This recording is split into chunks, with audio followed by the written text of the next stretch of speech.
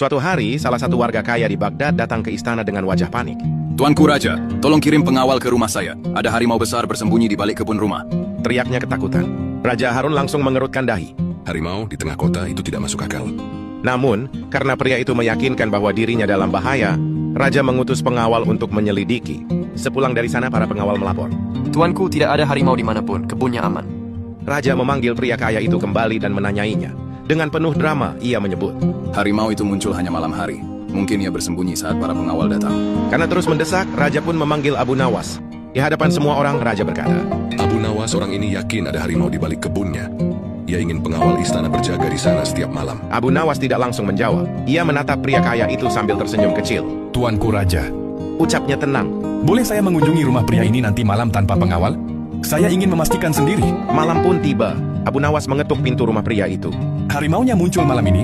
Pria kaya itu mengangguk ketakutan. Biasanya terdengar jelas suaranya di balik kebun. Abu Nawas berkata, Baik, kita dengarkan bersama.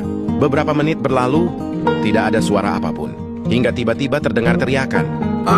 Harimau datang lagi. Cepat Abu Nawas, sembunyikan aku. Abu Nawas tetap tenang.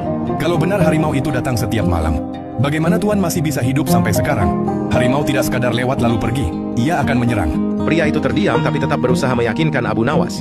Sungguh, saya mendengarnya setiap malam. Abu Nawas tersenyum sambil berjalan ke kebun dan memeriksa tanahnya. Benar sekali, di balik kebun ini memang ada sesuatu yang menarik perhatian. Pria kaya itu langsung merinding.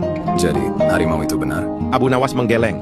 Tidak, yang menarik perhatian di sini adalah tanah kebunmu yang luas dan subur. Tuan ingin selalu ada pengawal berjaga, agar rakyat tak bisa lewat. Agar tak ada yang tahu kalau kebun ini sebenarnya bukan milikmu. Pria itu pucat. Kebohongannya terbongkar. Ia ingin menggunakan alasan harimau agar mendapat penjagaan gratis dari kerajaan untuk menguasai tanah yang seharusnya milik bersama. Keesokan harinya Abu Nawas melapor ke Raja Harun. Tuanku, harimau itu memang ada, tetapi bukan binatang. Harimaunya adalah rasa takut kehilangan kekayaan yang bukan haknya. Raja akhirnya mengembalikan tanah kebun itu untuk kepentingan rakyat, dan pria kaya itu diberi hukuman. Sebelum pergi, Raja bertanya pada Abu Nawas. Bagaimana kau bisa tahu tanpa membongkar kebunnya? Abu Nawas berkata lembut, Rasa takut paling besar datang ketika seseorang menyembunyikan kebohongan. kebohongan hanya akan membuat hidup dipenuhi ketakutan. Semakin besar sesuatu yang disembunyikan, semakin besar rasa takut yang mengikuti. Kejujuran selalu membawa ketenangan.